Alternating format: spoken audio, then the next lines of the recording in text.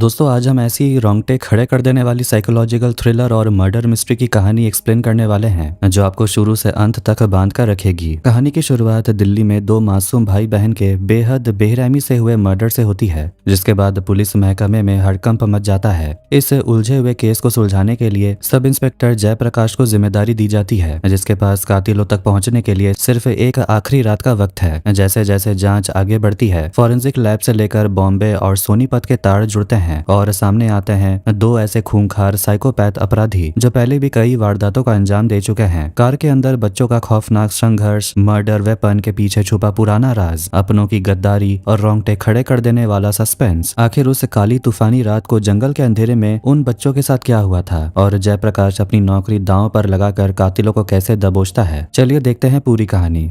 कहानी की शुरुआत होती है सुमन और साहिल मतलब दो भाई बहन को दिखाते हुए जो स्कूल में पढ़ाई करते हैं। उम्र का फासला सिर्फ 2 साल का है। पिता आर्मी में लेफ्टिनेंट कर्नल हैं और माँ स्कूल टीचर है। सुमन बहुत अच्छा गाना गाती है। आज रेडियो पर उसके गाने का प्रोग्राम था, लेकिन समय पर नहीं पहुंच पाने के कारण उसका स्लॉट उसकी सहेली को दे दिया जाएगा, जिस वजह से सुमन जल्दी जल्दी तैयार हो रही थी। जाते समय सुमन की माँ मोना ने सुमन को अपनी गोल्ड की इयररिंग्स की जोड़ी पहना दी। उनके पिता उस समय घर पर नहीं थे, इसलिए सेफ्टी के लिए मोना ने साहिल को सुमन के साथ जाने के लिए कहा। इसके बाद दोनों भाई बहन तैयार होकर रेडियो स्टेशन के लिए निकल जाते हैं। प्रोग्राम शाम 7 बजे है, इसलिए उनके पिता अशोक घर लौटते ही अपने सहकर्मियों को कॉल करके बता रहे थे कि आज 7 बजे मेरी बेटी रेडियो पर गाना गाएगी। लेकिन प्रोग्राम शुरू होता है सुमन की सहेली के गाने से। अशोक और बाकी सब सोच रहे थे कि सुमन को शायद बाद में गवाया जाएगा, लेकिन सुमन के बिना ही प्रोग्राम खत्म हो जाता है। मोना के मुताबिक सुमन तो किसी भी तरह प्रोग्राम मिस करने वाली नहीं थी और कहा भी था कि लेट होने पर उसका स्लॉट सहेली को दे दिया जाएगा।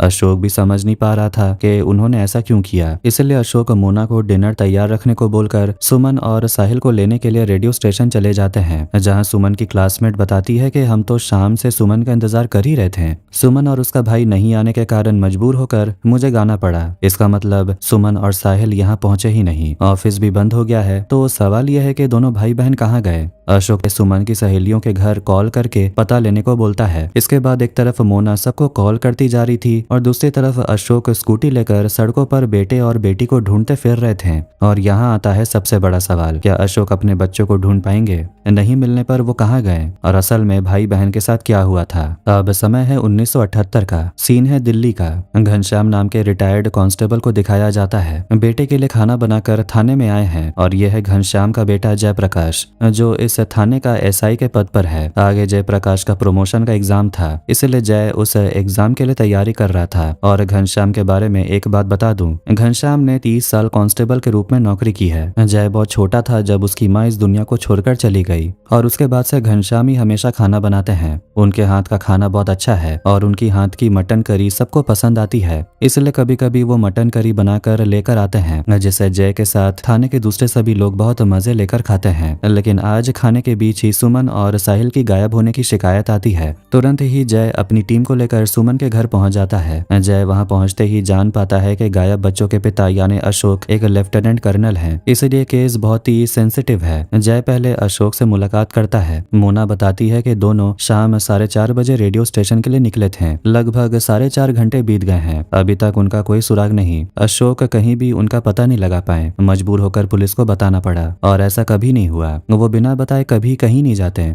जय पहले उनकी फोटो मांगता है, साथ ही जब शाम को वो निकले थे तो कौन सा कपड़ा पहना था सारी डिटेल्स इकट्ठा करता है। जय ये भी जानना चाह रहा था कि उनके जाने के बाद घर से कोई और चीज गायब हुई थी या नहीं। असल में जय अपना बस प्रोसीजर फॉलो कर रहा था, क्योंकि सारे एंगल से उसे जांच करनी होती है। लेकिन शुरुआती तौर पर जय अंदाजा लगा रहा था कि उनके शायद उन्हें किडनैप किया जा सकता है, इसलिए किसी भी समय शायद किडनैपर का कॉल आ जाएगा। अशोक का कहना है कि बच्चों को वापस पाने के लिए किसी भी डिमांड पर वो तैयार है। लेकिन इसी बीच हॉस्पिटल से कॉल आने पर अशोक और बाकी सब तुरंत हॉस्पिटल चले जाते हैं, जहां एक्सीडेंट में मरे हुए 2 बच्चों की बॉडी मिली थी। लेकिन अशोक चेक करते हैं कि ये साहिल या सुमन कोई भी नहीं है। इसका मतलब अभी तक उनके बच्चों के जिंदा रहने की उम्मीद है। लेकिन एक पल के लिए अशोक के मन में लगा था कि वो शायद अपने बच्चों को खो चुके हैं। यहाँ से असल में 2 टाइम फ्रेम एक साथ दिखाए जाएंगे, एक दिल्ली में और दूसरा बॉम्बे में। तो सीन चला जाता है इस घटना के 8 दिन पहले बॉम्बे में। जहाँ पर बाबू और रज्जो नाम के दो छोटे मोटे लुटेरों को दिखाया जाता है जो मामूली कुछ पैसों के लिए इंसानों को जख्मी करने में हिचकिचाहट नहीं करते हैं। वैसे ही थिएटर के वॉशरूम में वो एक आदमी पर हमला करते हैं, लेकिन उससे सिर्फ 6 रुपए लेकर ही उन्हें वहां से भागना पड़ता है। यहाँ उनके बारे में बता दूं कि रज्जो बाबू के साथ 2 साल से है। वो लाइफ में बड़ा बनना चाहता है और उसके लिए कुछ भी करने को तैयार है, जिस वजह से बाबू जब भी जो कहता है वो सब कुछ मान लेता है। लेकिन बाबू के ऐसे छोटे मोटे क्राइम की वजह से तरक्की तो हो नहीं पा रही थी, बल्कि कब पुलिस के हाथों पकड़े जाएंगे बस इसी बात का डर बना रहता था। इसीलिए रज्जो अब बाबू के कहने पर काम नहीं करना चाह रहा था। बाबू भी इसीलिए गुस्सा होकर रज्जो से कह देता है कि तू जहाँ दिल करे चला जा, खुद कुछ कर सके तो करके दिखा। इसलिए रज्जो चला जा रहा था, तभी बाबू उसे रोक लेता है और समझाता है कि असल में उन्हें अपने करियर पर फोकस करना चाहिए, कुछ ऐसा करना होगा जिससे वो दोनों जल्दी बड़े आदमी बन सकें। इसलिए बाबू रज्जो से कहता है कि सब कुछ मेरे ऊपर छोड़ दे और देख मैं क्या करता हूँ। दूसरी तरफ प्रेजेंट समय में दिल्ली में जयप्रकाश की टीम राजा भिकारी नाम के एक आदमी को पकड़कर मारती पीटती है और सुमन और साहिल के बारे में पूछती है, क्योंकि उसका पहले भी किडनैपिंग का रिकॉर्ड रह चुका है। लेकिन वो बताता है कि पिछली बार पकड़े जाने के बाद से वो एकदम सुधर चुका है और अब वो ये सब काम नहीं करता। हालांकि वो बिरचू नाम के एक आदमी के बारे में बताता है जो बच्चों को किडनैप करके देश से बाहर बेच देता है। उसका अड्डा पास के ही एक जंगल में है जो ठीक रेडियो स्टेशन के एकदम पास में ही है। इसलिए जयप्रकाश अंदाजा लगाता है कि उस जंगल की तलाशी लेने पर शायद बच्चे मिल सकते हैं। पुलिस थाने से हथियार, जरूरी सामान और डॉग स्क्वाड लेकर रात के वक्त ही जयप्रकाश जंगल में सर्च ऑपरेशन शुरू कर देता है। सीन फिर से बॉम्बे में चला जाता है, प्रेजेंट से 7 दिन पहले, जहां रज्जो और बाबू सड़क पर पार्क की गई एक फैंसी कार का शीशा तोड़कर उसे चुरा लेते हैं और एक घर में पहुंचते हैं। दरअसल बाबू के पास खबर थी कि इस घर के लोग कहीं बाहर घूमने गए हैं, इसलिए वो यहाँ लूटपाट करने का प्लान बनाते हैं। लेकिन जैसे ही वो घर के अंदर जाते हैं वहाँ उन्हें एक बुजुर्ग आदमी दिखाई देता है जिसकी उन्होंने उम्मीद ही नहीं की थी। इसलिए पहले वो दोनों उस बुजुर्ग को बांध देते हैं और घर का कीमती सामान पैक करने लगते हैं। तभी अचानक कुछ आवाज सुनकर रज्जो बाहर आता है और देखता है कि वो बुजुर्ग खुद को खोलने की कोशिश कर रहा था और वहाँ बाबू भी नहीं था। रज्जो डर कर एक छोटी मूर्ति हाथ में लेकर बाहर आता है और देखता है कि बाबू कार में बैठा है, लेकिन बाबू वहाँ अकेला नहीं था। उसने कार की पिछली सीट पर एक छोटे बच्चे को बांध कर रखा हुआ था। असल में वो बच्चा उसी बुजुर्ग का पोता था।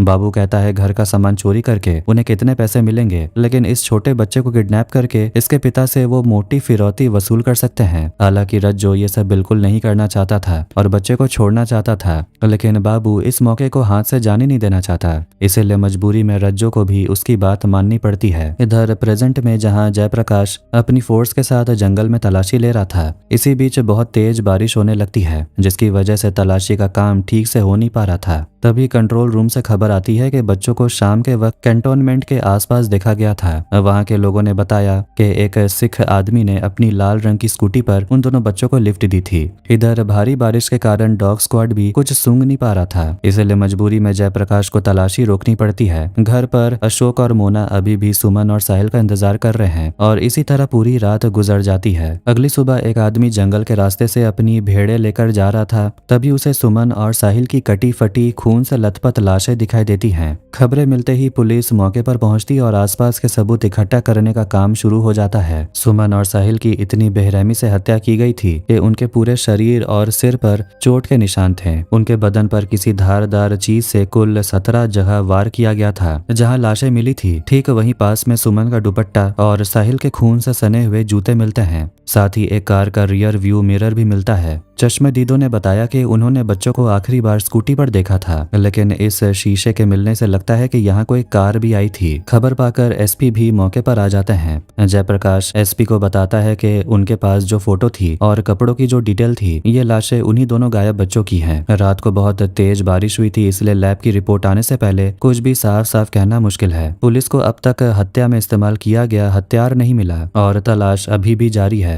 जयप्रकाश का मानना है कि ये कोई मामूली किडनैपिंग का केस नहीं है, क्योंकि अगर किडनैपिंग होती तो वो मोटी रकम वसूलने के लिए बच्चों को जिंदा रखते हैं। उन्हें इस तरह मारते क्यों? किसी एक आदमी का काम नहीं बल्कि एक से ज्यादा लोगों का काम है। तभी वहाँ प्रेस के कुछ लोग आ जाते हैं, लेकिन एसपी उन्हें समझाने की कोशिश करते हैं कि फिलहाल वो इस खबर को ना छापें। उन प्रेस वालों में निसार नाम की एक रिपोर्टर भी दिखाई देती है। बच्चों की खबर सुनकर अशोक वहाँ पहुँचते हैं और अपनी आंखों के सामने अपने 2 मासूम बच्चों की ये हालत देखकर पूरी तरह टूट जाते हैं। जबकि चश्मदीदों ने लाल रंग की स्कूटी की बात कही थी। इसलिए पुलिस शहर के उन सभी सिख लोगों को थाने लाकर पूछताछ शुरू करती है जो लाल स्कूटी चलाते हैं। इसी पूछताछ के दौरान डॉक्टर जसप्रीत सिंह बागा नाम के एक डॉक्टर बताते हैं कि कल जब वो अपनी क्लिनिक से निकलकर डॉक्टरों की एक कॉन्फ्रेंस में जा रहे थे, तब इन दोनों बच्चों ने उनकी स्कूटी से लिफ्ट ली थी। उन्होंने दोनों बच्चों को पोलो क्लब बस स्टॉप पर ड्रॉप कर दिया था और खुद कॉन्फ्रेंस के लिए चले गए, क्योंकि रेडियो स्टेशन का रास्ता दूसरी तरफ था। ये घटना शाम 5 बजे से 5:15 बजे के बीच की थी। डॉक्टर के इस जानकारी के बाद जहां उन्होंने बच्चों को छोड़ा था और जहां बच्चों की लाश मिली थी, वहां जाने के 3 रास्ते थे। इसलिए जयप्रकाश उन तीनों रास्तों पर पेट्रोलिंग बढ़ाने को बोलता है ताकि शायद किसी ने बच्चों को वहां से किसी के साथ जाते हुए देखा हो। इधर पोस्टमार्टम खत्म होने के बाद सुमन और साहिल की लाशें घर लाई जाती हैं, लेकिन मोना अपने बच्चों के बॉडी देखकर इस बात पर यकीन ही नहीं कर पाती कि ये उसके बच्चे हैं। वो सबके सामने अशोक से कहती है कि ये मेरे बच्चे नहीं हैं, तुम रोना बंद करो और मेरे बच्चों को ढूंढो, वो अभी भी जिंदा होंगे। अशोक समझ जाता है कि बच्चों को खोने के सदमे में मोना एकदम ट्रॉमा में चली गई है। इसके बाद दोनों बच्चों का अंतिम संस्कार कर दिया जाता है। यहाँ से सीन 6 दिन पहले बॉम्बे में जाती है, जहाँ बाबू को दिखाया जाता है जिस बच्चों को किडनैप किया था। उसके पिता को फोन करके बोलता है कि आज शाम 4 बजे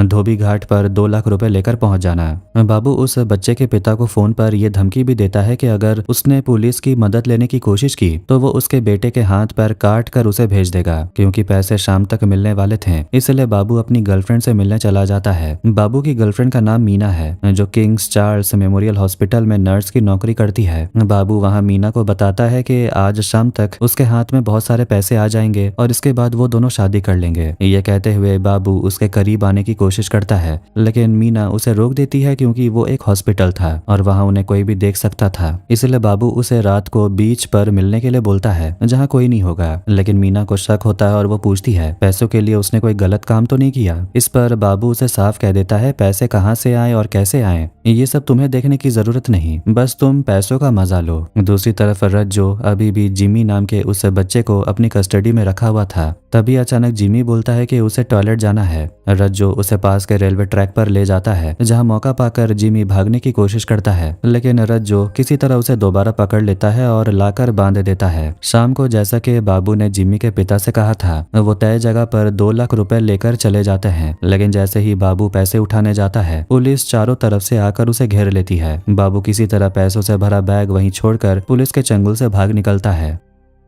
अब सीन प्रेजेंट समय में दिल्ली के फॉरेंसिक लैब में आता है, जहां Jayaprakash forensic expert doctor Biswajit से मिलता है। डॉक्टर साहिल और सुमन के कपड़ों की जांच करने के बाद जयप्रकाश को बताते हैं कि बच्चों पर किसी छोटी छुरी से नहीं बल्कि किसी भारी चीज जैसे कि तलवार से हमला किया गया था। डॉक्टर का यह भी मानना है कि बच्चों को कहीं और मारकर लाशों को यहाँ लाकर फेंका गया था, क्योंकि घसीटने की वजह से साहिल की बॉडी पर कई जगह रगड़ के निशान थे। वहीं सुमन की मौत सिर पर किसी भारी लोहे की रॉड से वार करने के कारण हुई थी। अब ये देखना बाकी था कि क्या सुमन के साथ कोई सेक्सुअल असॉल्ट हुआ था या नहीं। इसके अलावा क्राइम सीन से जो कार का जो रियर व्यू मिरर मिला था, उस पर हरे रंग के पेंट के कुछ अंश मिले थे। इसका मतलब साफ था कि कार पक्का हरे रंग की थी। ये पता चलते ही जयप्रकाश तुरंत थाने फोन करके सबको ग्रीन कलर की कार ढूंढने के लिए बोल देता है। रात के वक्त पुलिस नाकाबंदी करके अलग अलग कारों की तलाशी ले रही थी। तभी थाने से खबर आती है कि एसपी खुद पुलिस स्टेशन पहुंचे हैं। ये सुनते ही जयप्रकाश थाने आता है और दिखता है कि उसके पिता घनश्याम एसपी को मटन करी खिला रहे थे।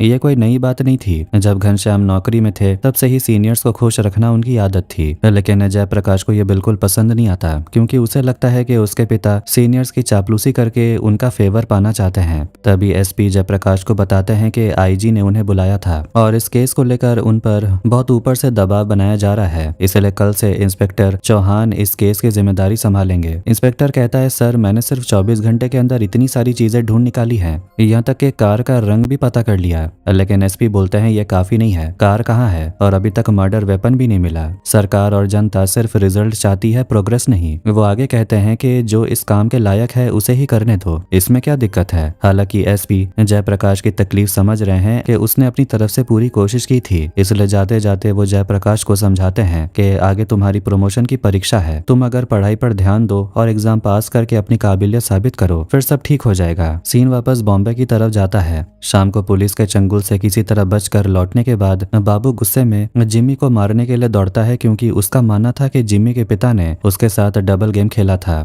लेकिन रज्जो किसी भी कीमत पर जिम्मी को हाथ तक लगाने नहीं देता। इस बात को लेकर दोनों के बीच हाथापाई और मारपीट शुरू हो जाती है। गुस्से में आकर बाबू एक बोतल उठाकर रज्जो के सिर पर दे मारता है, जिससे गुस्सा होकर रज्जो उसका गला दबा देता है। बाबू को समझ आ जाता है कि वो ताकत में रज्जो से जीत नहीं पाएगा, इसलिए वो हार मान लेता है और कहता है ठीक है, अब से रज्जो जो कहेगा वही होगा और वो उस बच्चे को कुछ नहीं करेगा। इस शर्त पर रज्जो उसे छोड़ देता है। लेकिन जिम्मी इस सब से इतना ज्यादा डर गया था कि वो रोते हुए लगातार बोल रहा था कि मुझे छोड़ दो, मुझे कुछ मत करो। बाबू उसे चुप कराने की कोशिश करता है, लेकिन वो छोटा बच्चा था और बहुत गहरे खौफ में था। आखिरकार बाबू अपने गुस्से पर काबू नहीं रख पाता और पास रखी एक तेज चाकू उठाकर जिम्मी की हत्या कर देता है। खून करने के बाद बाबू को होश आता है कि उसने कितनी बड़ी गलती कर दी। वो रज्जो के सामने रोते हुए कबूल करता है कि गुस्से में उसका दिमाग काम नहीं करता और वो खुद को कंट्रोल नहीं कर पाता। वो जानबूझकर ऐसा नहीं करना चाहता था, लेकिन अब जब मर्डर हो चुका है तो वो कभी भी पकड़े जा सकते हैं। इसीलिए वो तय करते हैं कि जितनी जल्दी हो सके उन्हें ये शहर छोड़कर भागना होगा। यहाँ प्रेजेंट में उस रिपोर्टर निसार को दिखाया जाता है। रात के वक्त जब वो हॉस्टल लौटती है तो देखती है कि जयप्रकाश वहाँ उसका इंतजार कर रहा था। यहाँ पता चलता है कि जयप्रकाश और निसार काफी समय से रिलेशनशिप में है। एसपी इस केस की जिम्मेदारी इंस्पेक्टर चौहान को दे रहे हैं। इस वजह से जयप्रकाश का दिल बहुत छोटा हो गया है और उसका मन काफी खराब है। इसी वजह से वो निसार से मिलने आया था। जयप्रकाश अपनी सारी बातें निसार के साथ शेयर करता है। उसके हाथ में अब सिर्फ आज की ये आखिरी रात बची है। क्या एक रात में केस सॉल्व करना मुमकिन है? लेकिन जयप्रकाश फैसला करता है जब उसने इस केस के पीछे इतनी मेहनत की है तो एक रात और सही, एक रात और मेहनत करने से क्या बिगड़ जाएगा। इसलिए जयप्रकाश अपनी जेब से सुमन और साहिल की एक हंसती हुई फोटो निकालकर निसार को देता है। वो निसार से बोलता है कि वो अपने अखबार में उनकी ये हंसती हुई फोटो छापे ताकि लोग उन बच्चों का ये मुस्कुराता हुआ चेहरा ही याद रखें। दूसरी तरफ अपने दोनों बच्चों को खोने के बाद मोना की दिमागी हालत बेहद खराब हो चुकी थी। जैसा कि पहले बताया था, वो बेहद सदमे में चली गई थी। उसे इस बात पर बिल्कुल यकीन नहीं हो रहा था कि उसके दोनों बच्चे अब इस दुनिया में नहीं हैं। वो घर पर बैठकर चुपचाप स्कूल के बच्चों की एग्जाम कॉपीज चेक कर रही थी। उसे देखकर कोई अंदाजा भी नहीं लगा सकता कि उसके दो बच्चों का इतनी बेरहमी से मर्डर हुआ है। इधर जयप्रकाश रात के वक्त अकेला ही उसी मर्डर स्पॉट पर जाता है, क्योंकि उसे उम्मीद है कि अगर इस आखिरी रात में उसे कोई नया सुराग मिल जाए तो बात बन सकती है। वहाँ छुपकर वो देखता है कि बच्चों के पिता कर्नल अशोक भी वहाँ अकेले खड़े हैं। अशोक अपने बच्चों को खो चुके हैं और बहुत दुखी हैं। अशोक कहते हैं कि ये इतनी सुनसान और शांत जगह है कि यहाँ मेरे दोनों बच्चे दर्द से चिल्लाए होंगे, लेकिन उनकी आवाज किसी के कानों तक नहीं पहुंची। अशोक के जाने के बाद जयप्रकाश जब अपनी जीप लेकर लौट रहा होता है तो बहुत तेज बारिश हो रही थी। अचानक जीप के सामने एक हिरन आ जाता है। जयप्रकाश जैसे ही जोर से ब्रेक मारता है, उसकी नजर पास के जंगल में जाती है,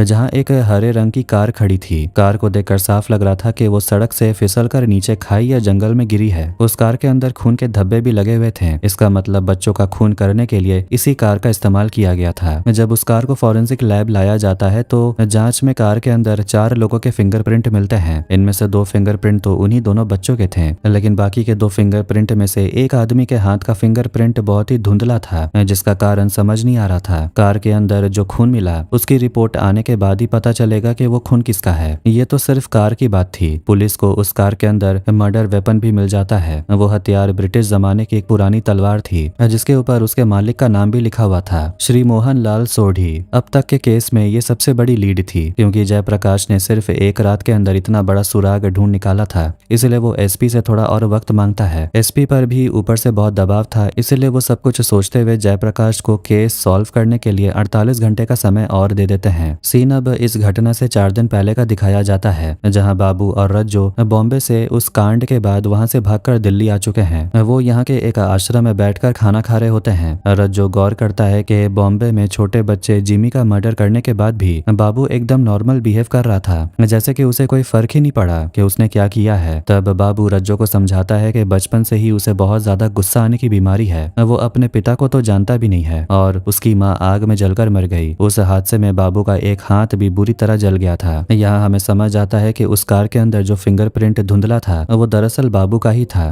क्योंकि उसका हाथ जला होने के कारण उसकी हथेली के निशान कार पर साफ नहीं छपे थे। इसका मतलब साफ है कि सुमन और साहिल के मर्डर के पीछे पक्का बाबू और रज्जो का ही हाथ है। बाबू अपने अतीत की यह कहानी सुनाने के बाद रज्जो से वादा करता है कि वो अब से सुधर जाएगा अच्छे रास्ते पर चलेगा और रज्जो जैसा कहेगा वैसा ही करेगा। रज्जो उसे बताता है कि यहाँ दिल्ली में उसका एक दोस्त है जो एक 5 स्टार होटल में सिंगर है। वो शायद उन्हें यहाँ रहने या कोई काम ढूंढने में मदद कर सकता है, इसलिए वो दोनों उस सिंगर दोस्त से मिलने का प्लान बनाते हैं। उधर सुमन और साहिल के स्कूल में दोनों बच्चों की आत्मा की शांति के लिए एक प्रार्थना सभा रखी गई थी। तभी वहाँ अचानक मोना पहुंच जाती है। मोना को वहाँ इस हालत में देखकर स्कूल के सभी लोग हैरान रह जाते हैं। मोना का बर्ताव एकदम नॉर्मल था, जैसे कि कुछ हुआ ही ना हो। दूसरी तरफ कर्नल अशोक अपने बच्चों के कातिलों का पता लगाने के लिए पुलिस के भरोसे न बैठकर एक प्राइवेट डिटेक्टिव को काम पर रख लेते हैं। इधर पुलिस को उस मर्डर वेपन यानी तलवार पर लिखे नाम का पता मिल जाता है। पुलिस जब उस पते पर पहुंचती है तो उन्हें मालूम पड़ता है कि उस आदमी की दुकान यहाँ पहले थी तो सही, लेकिन वो बहुत साल पहले मर चुका है। उसका एक बेटा है जिसका नाम बल्लू है। बल्लू ने अपनी वो दुकान और घर एक दूसरे आदमी को बेच दिया था। ये भी पता चलता है कि बल्लू गे था और उसका धनी राम नाम के एक लड़के के साथ अफेयर चल रहा था, जिसे लेकर उस इलाके में काफी विवाद और हंगामा भी हुआ था। लेकिन इस वक्त बल्लू कहाँ है और क्या करता है, इसकी जानकारी कोई भी नहीं दे पाता। सीन प्रेजेंट समय से 4 दिन पहले का दिखाया जाता है, जहाँ रज्जो अपने दोस्त प्यारे मोहन से मिलने के लिए बाबू को लेकर आता है। यहाँ हमें पता चलता है कि प्यारे मोहन असल में एक लोकल बार में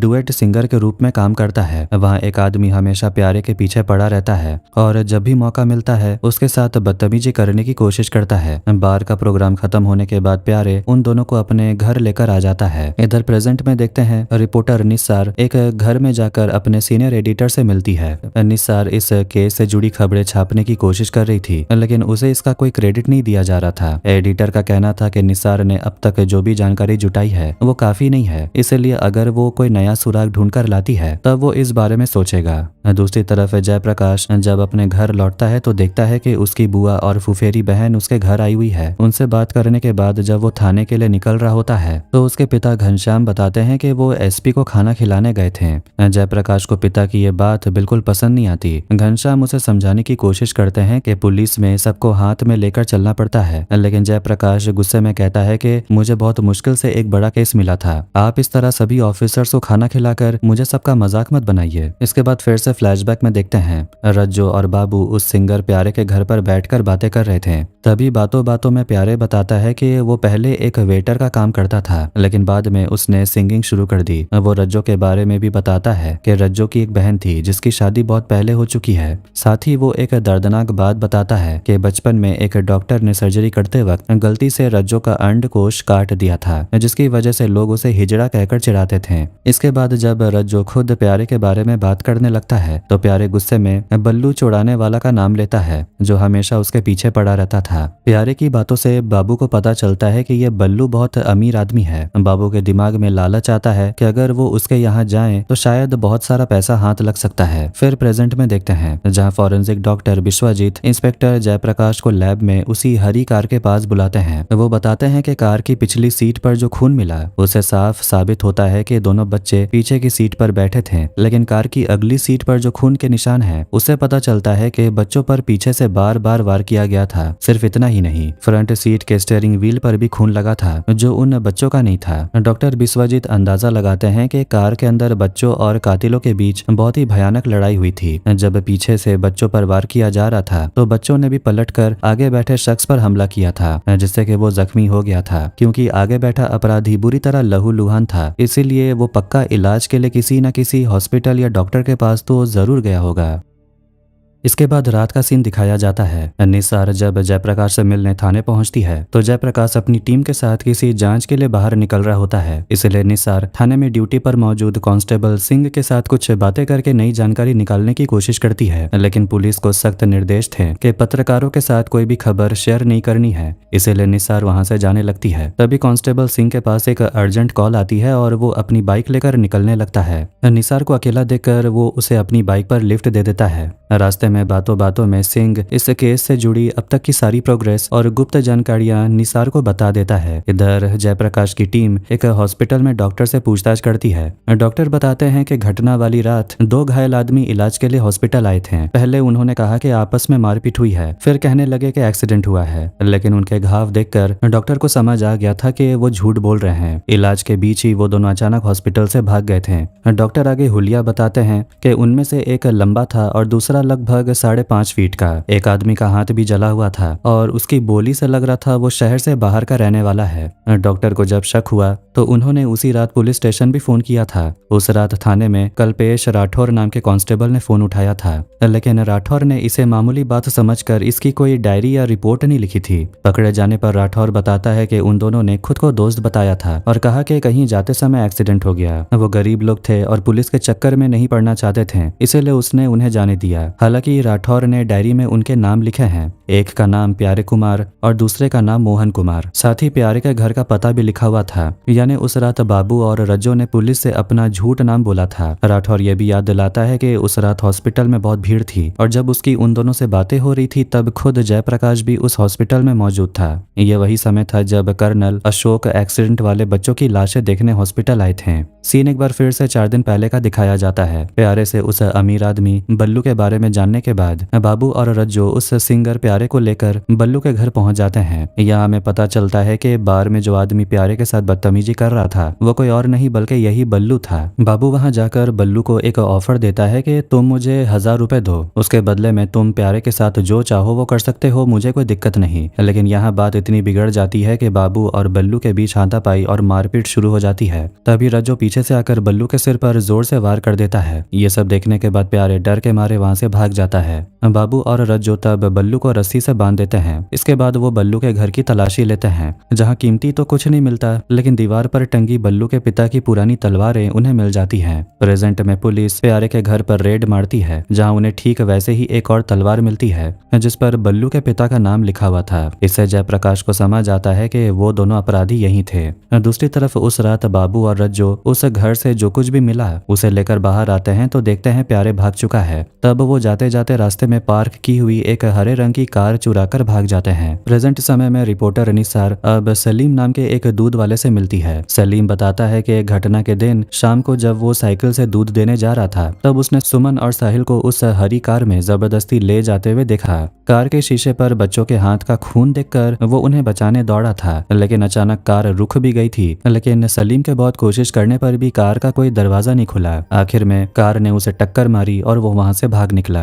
भारी बारिश के कारण वो अंदर बैठे दोनों लोगों के चेहरे देख नहीं पाया था। इस घटना के बाद उसने अपने बड़े भाई को थाने भेजा था ताकि बच्चों को बचाया जा सके, लेकिन पुलिस ने उसकी बात को अहमियत ही नहीं दी। उसने हेल्पलाइन नंबर पर भी 4 बार कॉल किया था पर कोई जवाब नहीं मिला। सलीम का मानना था कि अगर पुलिस लापरवाही नहीं करती तो आज सुमन और साहिल जिंदा होते हैं। इधर थाने में कांस्टेबल राठौर की मदद से बाबू और रज्जो के स्केच तैयार किए जाते हैं। जब ये स्केच प्यारे के मकान मालिक को दिखाए जाते हैं तो वो उन्हें पहचान नहीं पाता। वो बताता है कि प्यारे और मोहन कोई 2 अलग लोग नहीं बल्कि उसका पूरा नाम प्यारे मोहन है और वो अकेला ही किराए पर रहता था। प्यारे ने उसे बस इतना बताया था कि वो पास के एक बार में सिंगर का काम करता है। पुलिस मकान मालिक की मदद से अब प्यारे की भी एक स्केच तैयार कर लेती है। जहां पहले पुलिस सिर्फ 2 लोगों पर शक कर रही थी, अब 4 नाम सामने आ चुके थे। दूसरी तरफ सलीम से पुलिस की लापरवाही की बात जानने के बाद निसार अपने अखबार की हेडलाइन में पुलिस की इस गलती को छाप देती है। इस खबर को देखकर जयप्रकाश को बहुत बुरा लगता है कि निसार ने ऐसा किया, क्योंकि केस को लेकर उस पर पहले से ही बहुत प्रेशर था। इस बीच बल्लू के साथ अफेयर रखने वाले धनीराम का पता चल जाता है। जयप्रकाश जब उसे मिलता है तो धनीराम कबूल करता है कि पहले उनका रिश्ता था, लेकिन अब वो शादीशुदा है और उसके बच्चे भी हैं। वो बल्लू से महीने में बस 1-2 बार मिलता था और इस वक्त बल्लू कहाँ है उसे नहीं पता।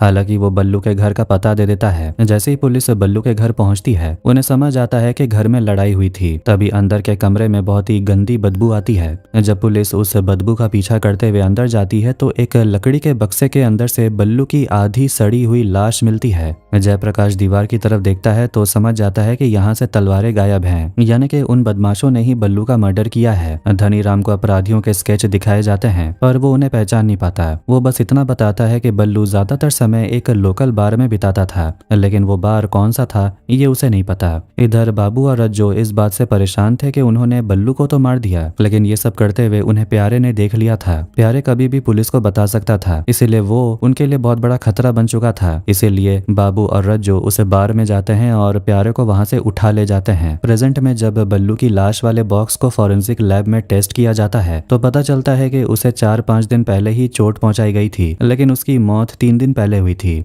यानी कि उसे जख्मी करके उस बॉक्स में बंद कर दिया गया था। उस बॉक्स पर 2 लोगों के फिंगरप्रिंट मिले हैं जो कार और मर्डर वेपन से मिले फिंगरप्रिंट से बिल्कुल मैच कर रहे थे, लेकिन सिंगर प्यारे का कहीं कोई सुराग नहीं मिल रहा। डॉक्टर से बात करके जब जयप्रकाश बाहर निकल रहा होता है तो उसकी मुलाकात निसार से होती है। अखबार में पुलिस के खिलाफ खबर छापने की वजह से जयप्रकाश उससे नाराज था। निसार उसे समझाती है कि प्रोफेशनल लाइफ और पर्सनल लाइफ को अलग रखो, सच दिखाना मेरा काम है। इसी बीच हॉस्पिटल से खबर आती है कि जयप्रकाश के पिता घनश्याम रिक्शे से गिर गए थे। जयप्रकाश तुरंत हॉस्पिटल भागता है। गिरने की वजह से हाथ में मामूली चोट आई थी पर डॉक्टर कहते हैं कुछ दिन आराम करना होगा। जयप्रकाश अपने पिता को समझाने की कोशिश करता है कि वो एक बहुत ही जरूरी केस में फंसा है, इसलिए वो अपना ध्यान रखें। घनश्याम बोलते हैं कि तुम्हें यहाँ आने को किसने कहा था। इस बात पर बाप बेटे की बहस हो जाती है। जयप्रकाश कहता है कि वो काम के प्रेशर में है तो घनश्याम जवाब देते हैं कि मैंने भी 30 साल कांस्टेबल की नौकरी की है और साथ ही तुम्हारा पिता होने का फर्ज भी निभाया। तुम मुझे काम मत सिखाओ, तुम अपना काम करो, मैं अपना देख लूंगा। तभी थाने से खबर आती है कि प्यारे वाले बार का पता चल गया है। जयप्रकाश तुरंत अपनी टीम के साथ उस बार में पहुंचता है। जब वहां बाबू और रज्जो का स्केच दिखाया जाता है तो बार के लोग बताते हैं कि ये दोनों तो 3 दिन पहले खुद को अंडरकवर पुलिस बताकर प्यारे को अपने साथ उठाकर ले गए। इधर बल्लू की लाश मिल चुकी थी और प्यारे मोहन को गायब हुए 3 दिन हो चुके थे,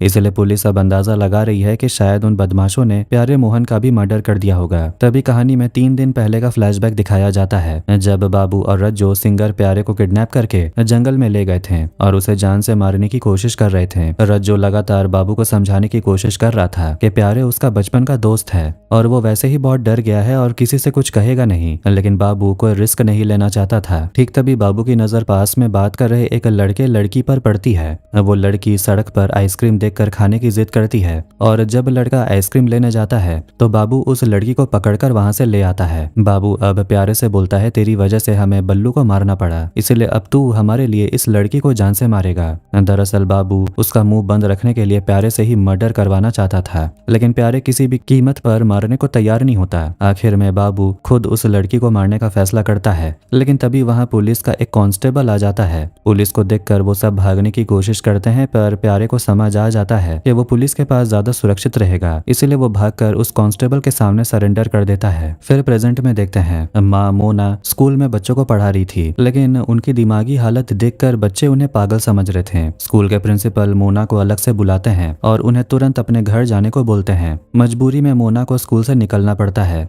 बाहर बहुत तेज बारिश हो रही थी। रास्ते में एक कपल अपनी कार से जा रहे थे। वो मोना को भीगते देख लिफ्ट देने की कोशिश करते हैं, लेकिन मोना उल्टा गुस्सा होकर उनकी कार पर ईंट दे मारती है। इस वजह से मामला पुलिस स्टेशन तक पहुंच जाता है, लेकिन जब उस कपल को पता चलता है कि मरे हुए बच्चे सुमन और साहिल की माँ यही है तो वो अपना केस वापस ले लेते हैं और मोना से माफी मांगकर उन्हें घर भेज देते हैं। दूसरी तरफ कर्नल अशोक ने जिस प्राइवेट डिटेक्टिव को काम पर रखा था वो उन्हें एक ऐसी रिपोर्ट लाकर देता है जिसे देखकर एक पिता के रूप में अशोक के तो होश उड़ जाते हैं। ये असल में सुमन की पोस्टमार्टम रिपोर्ट थी जिसमें साफ लिखा था कि मर्डर से पहले सुमन के साथ सेक्सुअल असॉल्ट हुआ था। ये सच्चाई जानने के बाद अशोक का गुस्सा और दुख बर्दाश्त के बाहर हो जाता है। इधर जयप्रकाश की टीम को खबर मिलती है कि सिंगर प्यारे को पास के ही एक पुलिस स्टेशन में बंद करके रखा गया है। वो तुरंत उसे मिलने पहुंचते हैं। जैसे ही प्यारे को उन दोनों बदमाशों के स्केच दिखाए जाते हैं वो डर कर चिल्ला उठता है कि ये दोनों मुझे मार डालेंगे। प्यारे के मुंह से ही पुलिस को बाबू और रज्जो के असली नाम पता चलते हैं। इसके बाद प्यारे सब कुछ सच सच उगल देता है कि वो कैसे बॉम्बे से यहाँ आए और उन्होंने क्या क्या किया। लेकिन जब जयप्रकाश उससे सुमन और साहिल के मर्डर के बारे में पूछता है तो प्यारे साफ कह देता है सर मुझे इस बारे में कुछ नहीं पता।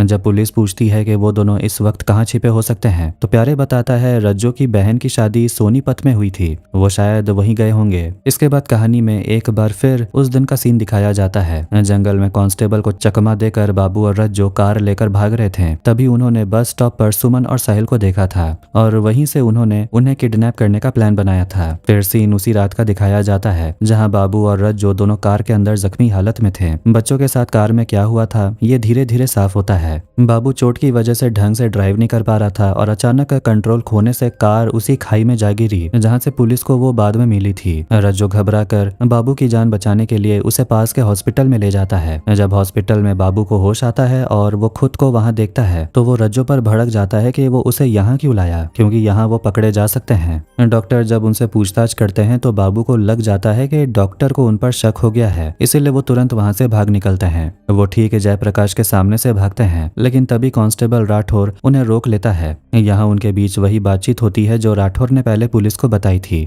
हॉस्पिटल से भागकर वो सीधे बस स्टॉप पहुंचते हैं, लेकिन वहां पुलिस को आता देख वो दोनों अलग अलग होने का फैसला करते हैं। बाबू कहता है रज्जो फिलहाल सोनीपत में अपनी बहन के घर जाकर छिप जाए। साथ ही बाबू उसे बॉम्बे के अपने एक दोस्त का नंबर देता है और बोलता है कि वो फिलहाल उसके पास जा रहा है। मामला ठंडा होने पर वो आगे का प्लान बनाएंगे। जाते जाते बाबू उसे सुमन की सोनी की वही बालियां दे देता है जो माँ मोना ने उसे पहनाई थी। तय प्लान के मुताबिक रज्जो सोनीपत में अपनी बहन के घर पहुंच जाता है। वो घर पर झूठ बोलता है कि बॉम्बे में फिल्म की शूटिंग के दौरान उसके हाथ में चोट लग गई थी। हालांकि रज्जो वहां पर रहने के लिए आया था, लेकिन उसकी बहन का पति मतलब जीजा उसे बिल्कुल भी पसंद नहीं करता। साले को घर में रखने के गुस्से में वो रात को रज्जो की बहन और उसकी छोटी बेटी को बुरी तरह पीटता है। रज्जो अंदर कमरे में सब कुछ सुन रहा था, लेकिन वो इतना बेबस था कि वो कुछ बोल भी नहीं पाता।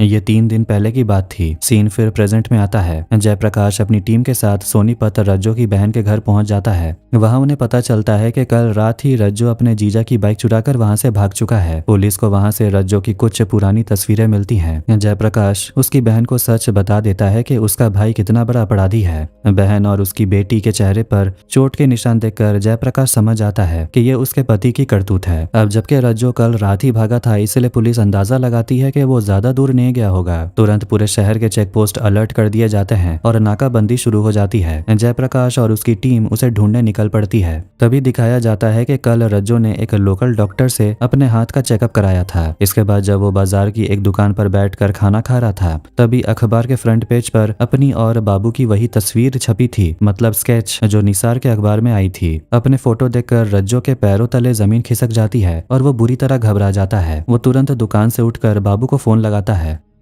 बाबू फोन पर रज्जो को समझाने की कोशिश करता है कि वो शांत रहे। वो कहता है कि मुझे थोड़ा वक्त दो, तुम भी जहां हो वहीं छिपे रहो। लेकिन रज्जो बुरी तरह घबराया हुआ था। रात के वक्त जब रज्जो सो रहा था, तभी अचानक उसकी बहन की बेटी बिंदी उसके पास आती है। दरअसल रज्जो ने घर पर झूठ बोला था कि वो बॉम्बे में फिल्मों की शूटिंग पर काम करता था और बिंदी को एक्ट्रेस बनने का बहुत शौक था। इसलिए बिंदी अपने मामा रज्जो से बोलने लगती है कि वो भी उसे अपने साथ बॉम्बे ले चले। रज्जो अच्छी तरह जानता है कि अगर उसने ऐसा किया तो बिंदी का पिता उन दोनों का क्या हाल करेगा, लेकिन बिंदी जिद पर अड़ जाती है और कहती है कि तुम बस मुझे यहाँ से ले चलो, तुम जो कहोगे मैं वही करूंगी। तब रज्जो उसे चुप कराने के लिए सुमन की सोने वाली वही बाली गिफ्ट करने की कोशिश करता है, लेकिन बिंदी कहती है कि मुझे सोने की बाली नहीं चाहिए, तुम मुझे बस बॉम्बे ले चलो, मैं जिंदगी भर तुम्हारी सेवा करूंगी। बिंदी की इन बातों को सुनकर रज्जो के मन में गलत ख्याल आने लगते हैं। उसे लगता है कि बिंदी किसी और तरफ इशारा कर रही है। वो खुद पर काबू नहीं रख पाता और बिंदी के साथ जबरदस्ती करने की कोशिश करने लगता है। बिंदी को भी अपने मामा के गंदे इरादे समझ आ जाते हैं, लेकिन ठीक उसी वक्त रज्जो की आंखों के सामने मरी हुई बच्ची सुमन का चेहरा घूम जाता है। वो अंदर से हिल जाता है और तुरंत बिंदी को छोड़कर उसके पिता की बाइक उठाकर वहां से भाग निकलता है। अब प्रेजेंट में देखते हैं, इंस्पेक्टर जयप्रकाश को जानकारी मिलती है, जिसके बाद वो हाईवे के पास एक ढाबे से बिंदी के पिता की वो चोरी की हुई बाइक बरामद कर लेते हैं, लेकिन रज्जो का कोई सुराग नहीं मिलता। कोई और रास्ता न देखकर जयप्रकाश को अपनी टीम के साथ वापस लौटना पड़ता है। उधर एसपी पर भी इस केस को लेकर ऊपर से बहुत दबाव आ रहा था। होम मिनिस्टर तो सीधे तौर पर एसपी से कह देते हैं कि वो किसी जूनियर ऑफिसर के भरोसे ना बैठें, बल्कि किसी सीनियर ऑफिसर को इस केस की जांच सौंप दें। इसके बाद जहां एक तरफ पुलिस कर्नल अशोक के घर जाकर सुमन और साहिल का बचा हुआ सामान लौटा देती है, वहीं दूसरी तरफ दिल्ली से रिपोर्टर निसार के पास रज्जो और बाबू को लेकर एक बहुत बड़ा सुराग आता है। जयप्रकाश जब सोनीपत से लौटकर एसपी से मिलने पुलिस स्टेशन पहुंचता है तो देखता है कि वहां इंस्पेक्टर चौहान पहले से ही मौजूद हैं। ये देखकर जयप्रकाश साफ समझ जाता है कि अब ये केस उससे छीनकर चौहान को दे दिया जा रहा है। चौहान उससे कहता भी है कि मैं एसपी साहब से रिक्वेस्ट करूंगा कि वो तुम्हें इस केस में मेरा असिस्टेंट बनाकर रखे। इस बात से जयप्रकाश का मन बहुत खराब हो जाता है और वो उदास होकर घर लौट आता है। इसी बीच निस्सार को जो भी जानकारी मिली थी वो उसे जयप्रकाश को बताने के लिए उसके घर पहुंचती है। वहां जयप्रकाश के ना होने पर वो उसके पिता घनश्याम से बात करने लगती है। बातों बातों में घनश्याम को समझ आ जाता है कि जयप्रकाश और निस्सार एक दूसरे से प्यार करते हैं। कुछ ही देर में जयप्रकाश भी घर आ जाता है। उसे लगता है कि निस्सार हमेशा की तरह अखबार के लिए कोई नई खबर या जानकारी चुराने आई है। इसी बात को लेकर दोनों के बीच बहस और कहासुनी हो जाती है। निस्सार गुस्से में कहती है कि तुम हमेशा मुझ पर शक क्यों करते हो, मैं तो सिर्फ अपना काम कर रही हूँ और तुम अपना। तुम्हारी गलतियों के लिए तुम मुझे जिम्मेदार नहीं ठहरा सकते। और सुनो, मैं यहाँ तुमसे कोई जानकारी लेने नहीं आई थी, बल्कि तुम्हें एक जानकारी देने आई थी। निसार उसे बताती है कि बाबू और रज्जो ने दिल्ली में एक छोटे बच्चे का मर्डर किया था और उसके बाद ही वो वहां से भाग निकले। इसलिए अगर पुलिस दिल्ली जाकर जांच करे तो उनके बारे में कुछ पता चल सकता है। ये भी मुमकिन है कि वो वहां से भागकर वापस दिल्ली ही चले गए हों। ये सब बताने के बाद निसार नाराज होकर वहां से चली जाती है। इसके बाद जब जयप्रकाश किचन में खाना बना रहा था तब उसके पिता घनश्याम उसके पास आते हैं। घनश्याम उसे समझाते हैं कि हर इंसान के अंदर एक अलग टैलेंट और ताकत होती है, जो जैसा होता है वो अपनी उस ताकत का इस्तेमाल करता है। मैं अच्छा खाना बना सकता था, इसलिए मैंने अपनी इस काबिलियत का इस्तेमाल अफसरों को खुश करने के लिए किया। तुम अपने बारे में सोचो, तुम्हारे पास कानून और दिमाग का जो हथियार है उसे काम पर लगाओ। तभी एएसआई जावेद दौड़ते हुए आता है और बताता है कि बॉम्बे पुलिस के एक एसआई का फोन आया था। उन्होंने रज्जो और बाबू के स्केच को पहचान लिया है और वो जयप्रकाश से बात करना चाहते हैं। जयप्रकाश तुरंत थाने जाकर उस एसआई से बात करता है। बॉम्बे पुलिस बताती है कि उनके पास बाबू के वापस मुंबई लौटने की पक्की खबर है, इसलिए वो जयप्रकाश को जितनी जल्दी हो सके वहां आने को बोलते हैं। जयप्रकाश हिसाब लगाता है कि इंस्पेक्टर चौहान कल सुबह इस केस का चार्ज संभालेंगे और केस की फाइलों को समझने में उन्हें कम से कम 1-2 दिन का वक्त तो लगेगा। इसी वक्त का फायदा उठाकर वो बिना किसी को बताए चुपके से अपना काम पूरा कर सकता है। थाने की बाकी पुलिस वाले भी उसका साथ देने को तैयार हो जाते हैं। जयप्रकाश उसी रात की ट्रेन पकड़कर बॉम्बे के लिए रवाना हो जाता है। जहां एक तरफ जयप्रकाश ट्रेन से बॉम्बे जा रहा था, वहीं दूसरी तरफ रज्जो को भी दिखाया जाता है जो छिपते छिपाते बॉम्बे की तरफ ही बढ़ रहा था। रात के वक्त अचानक तेज बारिश शुरू हो जाती है। बादलों की गड़गड़ाहट से मोना की नींद खुल जाती है। वो बच्चों के कमरे में जाती है तो देखती है कर्नल अशोक खिड़की बंद कर रहे हैं। मोना भी बच्चों का बिखरा हुआ सामान समेटने लगती है। तभी उसकी नजर फॉरेंसिक लैब से आए एक बॉक्स पर पड़ती है जिसमें बच्चों का सामान था।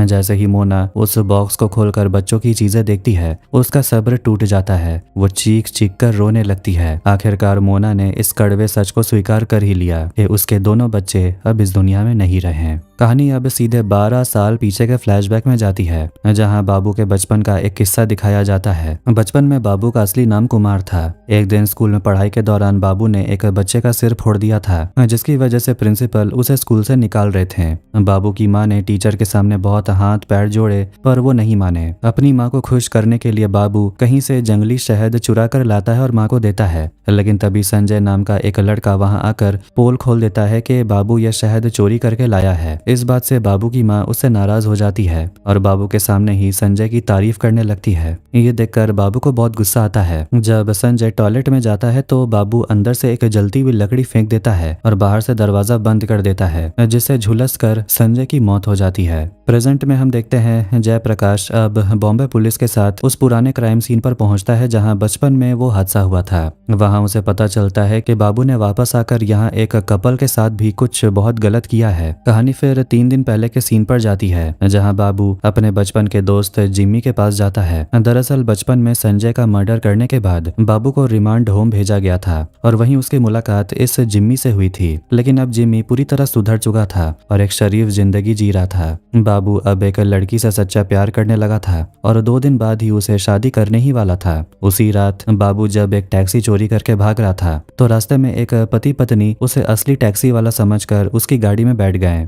जयप्रकाश उस कपल से मिलता है। वो बताते हैं कि उस रात बाबू उन्हें एक सुनसान जगह पर ले गया और उन पर बहुत टॉर्चर किया। उसने पहले पति को अधनंगा करके बुरी तरह पीटा और फिर पत्नी के कपड़े तक फाड़ दिए। इतना ही नहीं, वो उनके पैसे, गहने और यहाँ तक कि उनका पालतू कुत्ता भी चुरा कर भाग गया। इधर जिम्मी की शादी की तैयारियां चल रही थी और दर्जी उसके कोट का नाप ले रहा था। जिम्मी अपने दोस्तों को हनीमून का प्लान बताते हुए कहता है कि शादी के तुरंत बाद वो दोनों ताजमहल देखने आगरा जाएंगे। तभी ठीक रज्जो का फोन आता है और वो बाबू को बताता है कि अखबार में उसकी तस्वीरें छप चुकी हैं और वो खुद वापस बॉम्बे आ रहा है। ये सुनकर बाबू पुलिस से बचने का एक नया प्लान बनाता है। दूसरी तरफ प्रेजेंट समय में जयप्रकाश अपने सीनियर एसपी को बिना बताए बॉम्बे आ गया था, इसलिए एसपी उस पर बहुत बुरी तरह भड़के हुए थे। एसपी ने साफ कह दिया था कि अगर जयप्रकाश ने तुरंत उनसे कांटेक्ट नहीं किया तो वो उसे नौकरी से सस्पेंड सस्पेंड कर देंगे। लेकिन इसी बीच जयप्रकाश को बाबू की मां के बारे में एक बड़ा सुराग मिलता है, इसीलिए वो एसपी को कॉल किए बिना ही वहां से निकल पड़ता है। कहानी अब 6 साल पहले के फ्लैशबैक में जाती है। जब बाबू 18 साल का हुआ तो उसे रिमांड होम से रिहा कर दिया गया था। वहां से छूटकर वो सीधे अपनी मां के पास पहुंचा।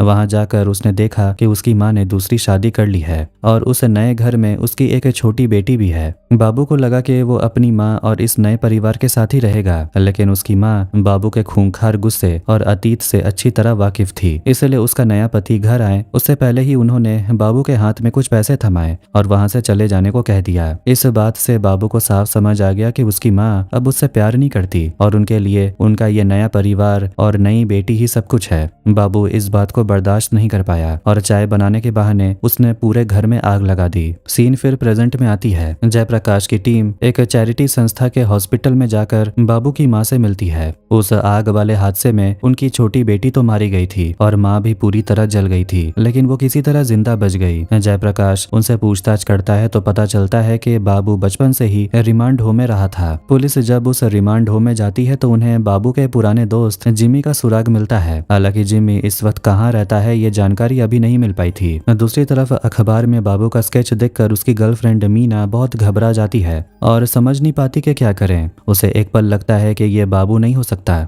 लेकिन उसकी सहेली और कलीग उसे समझाती है कि ये पक्का वही है और उन्हें पुलिस को सब बता देना चाहिए। मीना पुलिस के चक्कर में नहीं पड़ना चाहती थी, लेकिन उसकी कलीग रेशमी खुद थाने फोन करके पुलिस को सारी सच्चाई बता देती है। खबर मिलते ही जयप्रकाश अपनी टीम के साथ तुरंत हॉस्पिटल पहुंचता है। उस वक्त मीना नर्स के हॉस्टल में थी। तभी अचानक बाबू उनसे मिलने वहां धमकता है। बाबू को लग रहा था कि आज ही वो दोनों शादी करने वाले हैं, लेकिन मीना तो उसका सच जान चुकी थी, इसलिए वो डरते डरते बाबू को बातों में उलझाने की कोशिश करती है। इधर जयप्रकाश को जब हॉस्पिटल में मीना नहीं मिलती और पता चलता है कि वो ड्यूटी पर नहीं आई तो वो टीम के साथ सीधे नर्स हॉस्टल की तरफ भागता है। इसी बीच कमरे में बाबू की नजर मीना के पास रखे उस अखबार पर पड़ती है। उसे समझ आ जाता है कि मीना उसके कातिल होने का सच जान चुकी है। मीना भी खुद को बचाने के लिए उसके पास रखा गर्म दूध बाबू के चेहरे पर फेंक देती और भागने की कोशिश करती है, लेकिन धोखे से बौखलाया बाबू गुस्से में मीना के सिर पर जोरदार वार कर देता है, जिससे कि उसकी मौके पर ही मौत हो जाती है। जब तक जयप्रकाश कमरे का दरवाजा तोड़कर अंदर पहुंचता है, बाबू वहां से फरार हो चुका था। हालांकि भागते समय बाबू अपने साथ लाया वही चोरी का कुत्ता कमरे में ही छोड़ जाता है और जो नया कोट वो पहनकर आया था वो भी वहीं छूट जाता है। जयप्रकाश उस कोट का लेबल चेक करता है, जिससे उन्हें दर्जी का पता मिल जाता है और उस टेलर के जरिए वो सीधे जिम्मी के घर पहुंच जाते हैं, क्योंकि वो कोट जिम्मी का ही था। जयप्रकाश जब जिम्मी को पकड़ता है तो पता चलता है कि बाबू वहां से पहले ही भाग चुका था। जिम्मी को इस बात का अंदाजा भी नहीं था कि बाबू इतने सारे मर्डर करके उसके घर पर छुपा हुआ था। हालांकि जिम्मी पुलिस को एक बहुत ही जरूरी बात बताता है कि जाते जाते बाबू उसकी शादी के शगुन के पैसे और उनके आगरा वाले हनीमून के टिकट भी चुरा कर ले गया। इसका मतलब साफ था कि वो अब आगरा भाग चुका है। इसके बाद जैसे ही जयप्रकाश थाने लौटता है, एसपी का फोन आता है। एसपी उसे तुरंत दिल्ली वापस लौटने की कड़क चेतावनी देते हैं और कहते हैं कि अगर वो वापस नहीं आया तो उसे सस्पेंड कर दिया जाएगा। इसके बावजूद जयप्रकाश अपनी नौकरी की परवाह ना करते हुए अकेले ही आगरा जाने का फैसला करता है। जहां एक तरफ जयप्रकाश आगरा जा रहा था, वहीं दूसरी तरफ बाबू ट्रेन से आगरा पहुंच जाता है और रात के अंधेरे में वहां एक घर में डकैती करने घुस जाता है। अगले दिन सुबह रज्जो आगरा स्टेशन पर बाबू को लेने पहुंचता है। वो देखता है कि बाबू ने वहां अपना सिर मुंडवा लिया था ताकि पुलिस उसे पहचान न सके, लेकिन तभी स्टेशन पर मौजूद एक कांस्टेबल रज्जो को पहचान लेता है। पुलिस को पीछे आता देख दोनों किसी तरह बाइक स्टार्ट करके वहां से रफू चक्कर हो जाते हैं। इसी बीच जयप्रकाश भी आगरा पहुंच जाता है। वो वहां के लोकल थाने के इंस्पेक्टर से मिलता है और उनसे झूठ बोलता है कि उसकी पूरी टीम दिल्ली से रवाना हो चुकी है और वो खुद किसी काम से पास में ही था, इसलिए खबर मिलते ही वो पहले आ गया। यानी कि वो सस्पेंड होने और बिना परमिशन आने वाली बात लोकल पुलिस से छिपा लेता है। तभी रेलवे स्टेशन वाला वो कांस्टेबल भी थाने आकर बताता है कि उसने अपराधियों को देखा और बाबू ने अपना सिर मुंडवा लिया है। ये पता चलते ही लोकल पुलिस पूरे शहर में उनके नए हुलिये वाले स्केच बंटवा देते हैं और लाउडस्पीकर पर माइकिंग करवाकर जनता को भी अलर्ट कर देती है कि इन बदमाशों को देखते ही तुरंत पुलिस को खबर करें। इधर रज्जो उस मुंडे हुए बाबू को लेकर उसी घर में आता है जहां उसने पिछली रात डकैती की थी। रज्जो ने उस घर के बूढ़े मकान मालिक और उसकी पत्नी को पीट कर रस्सी से बांध रखा था। उन्हें घर में काफी पैसे, सोने के गहने और पुरानी बंदूक भी मिली थी, लेकिन उस बंदूक में कोई बुलेट नहीं थी। वो उस घर की बूढ़ी औरत से जबरदस्ती अपने लिए खाना तक पकवाते हैं। तभी घर में रखे रेडियो पर वो सुनते हैं कि पुलिस पूरे शहर में उनकी तलाश कर रही है। दूसरी तरफ आगरा के लोकल इंस्पेक्टर जब दिल्ली के इंस्पेक्टर चौहान से फोन पर बात करते हैं तो उन्हें सारा सच पता चल जाता है कि जयप्रकाश झूठ बोल रहा है। वो सस्पेंड हो चुका है और उसके साथ कोई टीम नहीं आ रही। सच सामने आते ही लोकल इंस्पेक्टर अपने जवानों को आदेश देते हैं कि दिल्ली पुलिस की टीम के आने तक जयप्रकाश को थाने के अंदर ही बंद रखा जाए। इधर बाबू और रज्जो उस पुरानी बंदूक के लिए गोलियां ढूंढने बाजार निकलते हैं। वो एक लोहार के पास पहुंचते हैं। लोहार बंदूक देखकर उनके लिए गोलियां बनाने के लिए तैयार हो जाता है, लेकिन वो कहते हैं कि इसे तैयार करने में 1 घंटे का समय लगेगा। वो दोनों वहीं इंतजार करने लगते हैं, लेकिन तभी उस दुकानदार का बूढ़ा बाप चुपके से थाने फोन लगा देता है और पुलिस को जानकारी दे देता है कि वो दोनों कातिल इस वक्त उसकी दुकान पर ही मौजूद हैं। अब तक वो दोनों खाली हाथ थे, लेकिन अब उनके हाथ में बंदूक पहुंच चुकी थी। जयप्रकाश आगरा के लोकल इंस्पेक्टर को समझाने की कोशिश करता है कि अब हमारा एक एक पल बहुत कीमती है। किसी भी कीमत पर हमें उन दोनों को पहले पकड़ना होगा, वरना वो किसी और मासूम को अपना शिकार बना लेंगे। इधर बाबू और रज्जो पुलिस से छिपकर ताजमहल देखने पहुंच जाते हैं और वहां बैठकर समय काटते हैं। वहां बैठे बैठे वो प्लानिंग करते हैं कि वो यहाँ से कन्याकुमारी भाग जाएंगे और वहां अपनी नई पहचान बनाकर एक नई जिंदगी शुरू करेंगे। लेकिन तभी वहां तैनात एक कांस्टेबल की नजर उन पर पड़ जाती है। वो पुलिस को देखकर वहां से भी भाग निकलते हैं, लेकिन अब वो भागकर कहां जाते हैं। पुलिस ने चारों तरफ से नाकाबंदी करके उन्हें घेर लिया था और उनके बचने का कोई रास्ता नहीं था। इसके बावजूद वो दोनों किसी तरह भागकर एक ट्रेन के अंदर घुस जाते हैं। जयप्रकाश उनका पीछा करते करते आखिरकार ट्रेन के अंदर रज्जो को ढूंढ लेता है और उसे पकड़ लेता है। अपनी जान खतरे में देख बबलू तुरंत ट्रेन में मौजूद एक लड़की की गर्दन पर चाकू रख देता है और जयप्रकाश को धमकी देता है कि अगर उसने रज्जो को नहीं छोड़ा तो वो इस लड़की का गला काट देगा। लेकिन जयप्रकाश अपनी जगह से टस से मस नहीं होता और रज्जो को नहीं छोड़ता। जब रज्जो देखता है कि अब बचने का कोई रास्ता नहीं है तो वो खुद को बचाने के लिए रोने लगता है और चिल्लाकर बोलता है, सर मैंने कुछ नहीं किया, सब कुछ इसी बाबू ने किया था। मैंने तो सिर्फ अपनी जान बचाने के लिए इसके साथ घूम रहा था। रज्जो की यह गद्दारी देखकर बाबू का दिल टूट जाता है और उसे समझ आता है कि रज्जो भी बाकी दुनिया की तरह बेहद मतलबी है और इस दुनिया में उससे कोई प्यार नहीं करता।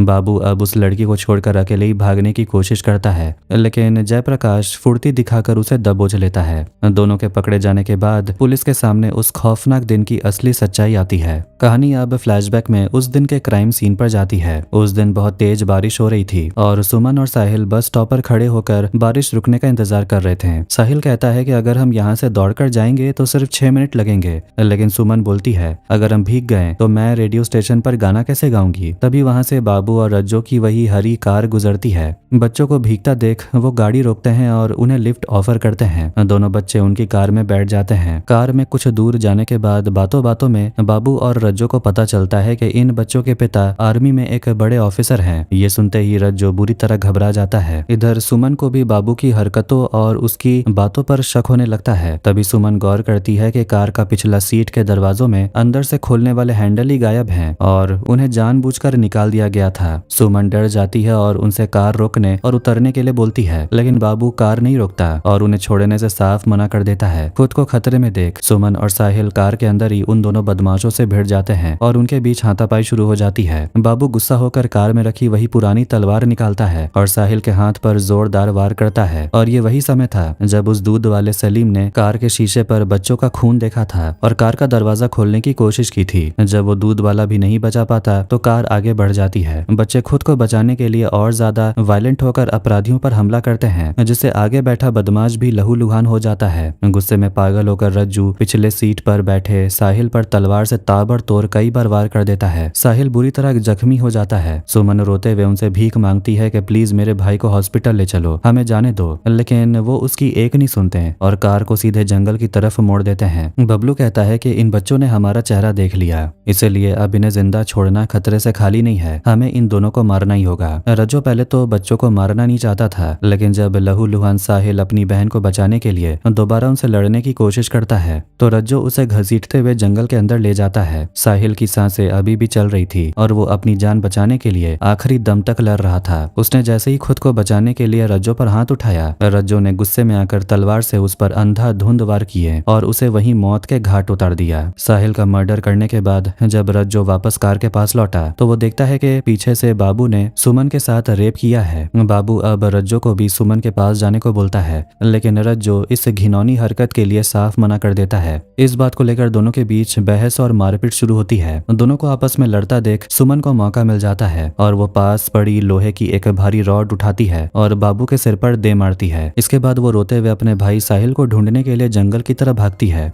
जब वो जंगल में साहिल की लाश के पास पहुंचती है, तभी पीछे से रज्जो और बाबू वहां आ धमकते हैं। रज्जो गुस्से में एक भारी चीज से सुमन के सिर पर जोरदार वार करता है और सुमन भी वहीं दम तोड़ देती है। और इसके बाद लाशों को ठिकाने लगाने की जो भी कहानी थी वो तो हमने पहले देख ही लिया है। प्रेजेंट में जयप्रकाश आगरा से अपराधियों को पकड़कर दिल्ली लौट आया था। वो अपने सीनियर एसपी को पूरी हकीकत बताता है, जिसे सुनकर एसपी भी दंग रह जाते हैं। वो कहते हैं कि ये कोई मामूली अपराधी नहीं है, बल्कि खतरनाक साइकोपाथ हैं। इसके साथ ही एसपी जयप्रकाश की बहादुरी और काम की तारीफ भी करते हैं और उसे प्रमोशन के एग्जाम के लिए तैयारी करने को बोलते हैं। कुछ दिनों बाद का सीन दिखाया जाता है। जयप्रकाश अब एग्जाम पास करके प्रमोट हो चुका है और इंस्पेक्टर बन चुका है। इस केस की पूरी जिम्मेदारी अब उसी के हाथों में है। आज कोर्ट में बाबू और रज्जो के केस का आखिरी फैसला सुनाया जाने वाला था, इसलिए जयप्रकाश खुद को उन्हें कस्टडी में लेकर कोर्ट पहुंचता है। अदालत उनके इस बेहद क्रूर और घिनौने अपराध के लिए बाबू और रज्जो दोनों को फांसी की सजा सुनाती है। भले ही कानून ने दोनों कातिलों को उनके कर्मों की पूरी सजा दे दी, लेकिन जिन बदनसीब माता पिता ने अपने मासूम बच्चों को खो दिया, क्या उन्हें कभी अपने बच्चे वापस मिल पाएंगे? रिपोर्टर निसार अपने अखबार में इस पूरे केस और इंसाफ को लेकर एक बहुत ही बड़ा और इमोशनल आर्टिकल छापती है। इसके बाद लास्ट में डायरेक्टर हमें उस दिन का एक और सीन दिखाते हैं, जहां दिखाया जाता है कि काश उस दिन सुमन ने अपने भाई साहिल की बात मान ली होती और वो किसी अजनबी की कार में लिफ्ट लेने के बजाय पैदल ही दौड़कर रेडियो स्टेशन गए होते हैं। अगर ऐसा होता तो वो भले ही बारिश में पूरी तरह भीग जाते हैं, लेकिन सुरक्षित रेडियो स्टेशन पहुंच जाते हैं और आज दोनों मुस्कुराते हुए जिंदा होते हैं। लेकिन अफसोस, हकीकत में ऐसा नहीं हुआ। चाहे कितनी भी मजबूरी हो, किसी भी अनजान आदमी पर भरोसा करके उसकी गाड़ी में लिफ्ट लेने की गलती कभी ना करें। थोड़ी देर के लिए बारिश में भीग जाना या परेशान होना अपनी जान को खतरे में डालने से लाख गुना बेहतर है। साथ ही हमें अपने घर के बच्चों को भी अजनबियों से सावधान रहने की सीख देनी चाहिए और गाड़ी में बैठते ही हमेशा सुरक्षा और दरवाजों के हैंडल जैसी चीजों पर पैनी नजर रखनी होगी। याद रखिए, समाज में घूम रहे ऐसे बेरहम साइकोपैथ अपराधियों से बचने के लिए हमारी खुद की सतर्कता, सूझबूझ और पल भर की सावधानी ही हमारे और हमारे परिवार की सबसे बड़ी सुरक्षा है। तो आज वीडियो को यहीं पर एंड करते हैं। तो कैसी लगी आज की स्टोरी कमेंट करके जरूर बताना। वीडियो पसंद आया तो वीडियो को लाइक कर दें और चैनल को भी सब्सक्राइब कर दें। मिलते हैं नेक्स्ट वीडियो में। Take care.